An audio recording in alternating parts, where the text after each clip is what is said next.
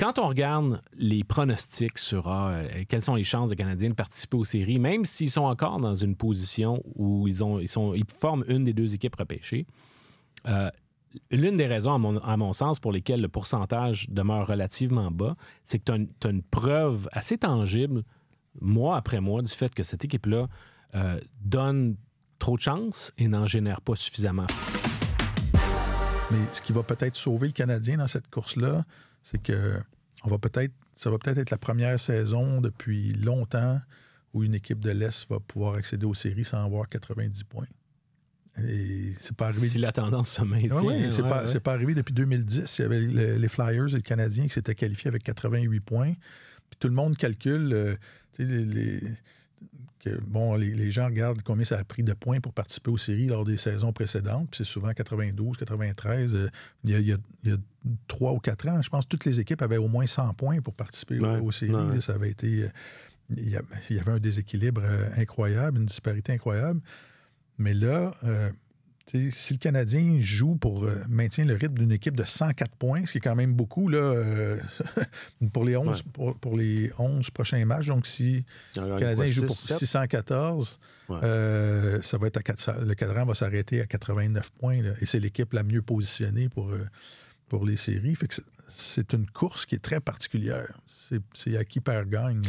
Mais on le disait, puis là, je fais une parenthèse philosophique, puis on pourra rester en plan. Là, c'est pas grave si on n'a pas de conclusion, mais c'est ça fait 2 années de suite que personne veut rentrer. C'est une coïncidence ou je sais pas? Parce que c'est vrai que l'an passé, le Canadien n'était pas impliqué, là, mais c'est vrai que l'an passé, on remarquait ça, que chaque fois qu'une équipe semblait prendre un peu les devants pour la dernière ou une des 2 dernières places, connaissait une mauvaise séquence et ainsi de suite. Est-ce que c'est quoi? C'est un hasard ou... Je pense pas. C'est une très bonne question. J'ai pas la réponse à cette question. Puis je sais ça, comme je disais, là, j'en exige pas. Mais ça fait peut-être... Comme le reste du temps. Ça indique peut-être seulement le fait qu'il y a de bonnes équipes puis il y a de moins bonnes équipes. Exact. Puis que le fossé entre les deux, des fois, est facilement identifiable. Puis il y a beaucoup de saisons où tu finis par voir qui sont les bonnes équipes, qui ne le sont pas. Puis le partage de passer d'un groupe à l'autre, c'est compliqué. Il n'y a pas beaucoup de transferts. Mm-hmm. Cette année, il y a une équipe qui est entrée en Ottawa, une équipe qui en est sortie en Boston. C'est à peu près ça. Sinon, ça bouge pas énormément. Alors, puis finalement, avec le calendrier, fait en sorte aussi que tu vas en affronter les bonnes équipes. Tu as beau vouloir puis essayer de te faufiler, tu vas quand même affronter des adversaires de qualité. Mais j'ai pas de réponse définitive à ce sujet. D'accord. Non, puis il y a une différence entre vouloir et pouvoir c'est pas la même dans chose. cette ligue-là. Là. Il y a quand même n'importe quelle équipe peut gagner quand même n'importe quel soir. Donc, on n'a pas de conclusion, mais j'aimerais proposer un titre. J'appellerais ça l'hypothèse du ventre mou. OK. Parce que c'est de ça dont on parle. C'est une autobiographie? C'est le 3e tome. 3e tome. Après, je l'avais dans la semaine passée aussi, je ne me rappelle pas. J'aime ça perdre ou comment perdre ou en tout cas. Okay. Juste pour terminer sur le Canadien, une ou 2 affaires. D'abord, ce qui a sauvé, on parlait des montagnes russes, là, ce qui a amorcé la remontée, qu'est-ce que ça fait quand ça fait tic-tic-tic quand on arrive au bout, mais au début, ça fait pas vraiment de bruit. Mais ce qui a amorcé la remontée la dernière fois, c'est le repos, le congé des 4 nations. Là, sauf erreur, il n'y en a pas. Il n'y en a pas en fin de semaine. Non. Est-ce que c'est la seule chose qui a relancé? Est-ce que c'est la seule chose sur laquelle on peut compter pour espérer que ça reparte? Parce qu'on l'a vu cette année. C'est reparti à un moment donné. Unité spéciale. Okay. Il faut que tu marques des buts en avantage. Cette équipe-là a besoin de marquer des buts en avantage numérique. Parce qu'elle génère pas beaucoup de chances de marquer 5 contre 5. Exact. Fait que et quand tu parlais de l'arrivée de l'aîné tantôt, pour justement une de ces montées-là, c'est corollaire. J'ai cumulé quelques statistiques hier soir. J'ai à temps perdu. J'aime ça. Et il y a les chances dangereuses de marquer, le partage des chances dangereuses de marquer, celle que tu inscris toi-même et celle dont tu es victime. Donc, si plus ton pourcentage est bas, ben, plus t'en donnes, puis moins t'en génères. Mm-hmm. Le Canadien, j'ai divisé ça par mois. Au mois d'octobre, le Canadien, pour le partage des chances dangereuses de marquer, là, à 5 contre 5, au mois d'octobre, était 31e. Au mois de novembre, a connu son meilleur mois. Ça ne s'est pas traduit par nécessairement beaucoup de victoires, mais était 8e. En décembre, a été 31e. En janvier, a été 25e. En février, ça a été très bien, a été 11e. Puis là, au mois de mars, à la suite du match d'hier, 26e. Donc, dans 4 mois sur 6, le Canadien s'est retrouvé dans le partage des chances dangereuses, vraiment solidement dans le dernier tiers des équipes, des pires équipes, en fait, 25e ou pire. Ouais.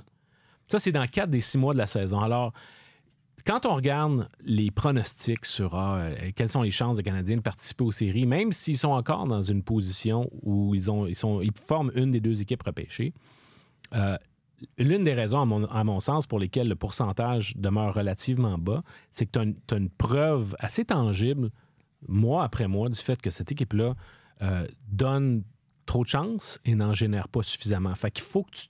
Je ne sais pas si c'est quelque chose qui se corrige dès cette année, j'en doute, mais la façon de contourner ça, c'est de pouvoir être particulièrement performant sur tes unités spéciales, puis que tes gardiens réussissent à faire un peu plus d'arrêt que ce qu'il leur est demandé. Ouais. Puis depuis la pause des 4 nations, en tout cas, selon les décomptes que je fais, ce problème-là était resté, mais le Canadien accordait moins de chances. On obtenait moins, obtenait par exemple 7 chances de marquer dans un match, mais on accordait 9 ou 10, ce qui est quand même peu. Fait que ça donne une chance à tes gardiens de garder la tête hors de l'eau puis de te maintenir dans le match. Puis si toi, tu es opportuniste, puis on regarde les taux de succès qu'avaient Caulfield, Suzuki, Slafkovský sur leurs tirs au filet. À un moment donné, ils étaient dans le 25, 28, 30 %. Ça ne peut pas durer toujours, mais ça faisait en sorte que le Canadien était opportuniste, ne donnait pas trop de chances de marquer. Mais là, avec des 25 chances de marquer contre Colorado, avec à Saint-Louis, 22, 24 chances de marquer de qualité, puis 17 contre les Flyers, la pire équipe de la Ligue nationale depuis la date limite des transactions, ils ne vont pas s'en sortir, ils ne génèrent pas assez d'attaques pour ça. Puis les gardiens, le Canadien, je pense, est quand même potable et respectable devant le filet, mais il n'y a pas de gardiens qui peuvent, je pense, voler des matchs de façon régulière. Il faut que tu les aides, il faut que tu travailles avec eux. Puis quand tu donnes 25 chances de marquer de qualité, il n'y a aucun gardien qui peut passer à travers ça. Qu'est-ce qui est arrivé avec la belle profondeur, hein? Avec Emil Heinemann qui marquait des buts, puis tout le monde participait, puis tout le monde... ça fait un petit bout, là, puis je parle pas juste là, j'ai nommé Heinemann, là, mais c'est Jake Evans. Emil était celui qui était un peu l'ingrédient secret qui permettait à ce trio-là de passer beaucoup de temps en zone adverse, entre autres, la qualité de son échec avant. Puis, il y avait plus d'occasions de tirer, me semble-t-il. C'est juste un exercice à l'œil nu. Il me semble avoir... en début de saison, il avait plus d'occasions de tirer au filet qu'il n'en a depuis son retour au jeu. Son impact est moindre.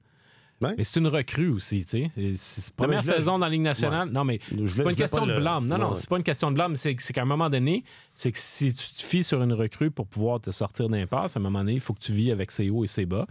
Sinon, il y a une régression tout à fait normale dans la production d'Evans puis Armia. Puis ils ont un gars qui joue à une main sur le trio. Ouais. Ça, c'est Yoel. Il y a juste 5 mains au lieu de 6. 5 mains? Mon Dieu, c'est-tu... Sur le trio.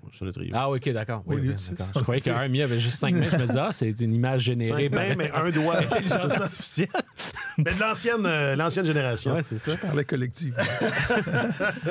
mais la profondeur, sinon, récemment, le trio de Dvorak en a donné beaucoup. T'as raison. Hier encore, je pense que Josh Anderson a été quand même l'un des attaquants les plus menaçants du Canadien. Dvorak n'a pas encore marqué, non? Dvorak a marqué, absolument. Oui. Puis, tu sais, il y a quand même... Puis, sur le deuxième trio, Newhook fait, je pense, du très bon travail en ce moment au poste de centre. Ouais. Il s'en tire mieux offensivement que ce à quoi je m'attendais. Il finit quand même la saison en force. Je pensais que tu allais dire... J'ai l'impression qu'il exploite encore. Tu sais, c'est un patineur rapide, là, explosif. Et j'ai l'impression qu'au centre, il y a encore plus. On le voyait avant d'être muté au centre, utiliser beaucoup sa vitesse, mais j'ai l'impression que ça lui permet encore plus d'utiliser sa vitesse, de jouer à cette position-là. Newhook, je pense, il joue son meilleur hockey depuis qu'il est arrivé au Canada. Ouais. Mais ses alliés, par exemple, viennent et vont. Laine était encourageant pendant quelques matchs, Joshua Roy également. Mais tu sais, c'est un trio qui, normalement, devrait t'aider à générer de l'attaque. Puis en ce moment, c'est pas... au volume, il y en a pas beaucoup. T'sais. Je pensais que tu allais dire Newhook est meilleur t'as fini par dire que ce que je pensais, ou en tout cas, j'essaie de te citer d'il y a 2 secondes, Oui, j'ai de la difficulté. Parce que je crois que le Canadien se posait la question à savoir si c'était véritablement un joueur de centre. Puis on a pensé pendant un certain temps que son avenir dans l'équipe était à l'aile. Mais il profite de l'audition qu'il a en ce moment. Je pensais que tu allais dire est meilleur que ce qu'on a vu de Kirby Dach. Je pensais que c'est ça que tu allais dire. Ben, c'est clair. C'est clair, oui. C'est drôle, parce que en ce moment, la façon... C'est meilleur que ce qu'on a vu de Kirby Dach cette saison. Oui. Oui, c'est ce que je veux dire. Ouais. Mais la façon que Newhook a d'utiliser sa vitesse puis d'attaquer, de faire des incursions individuelles, là, je ne pars pas en peur, mais ça me rappelle la façon d'attaquer de Nathan MacKinnon. C'est pas du tout le même type de joueur. Jack, note ça, là. Marc-Antoine Godin, 2 points. Non, c'est ça. Alex Newhook, égal Nathan MacKinnon. Ça va être le titre de l'épisode.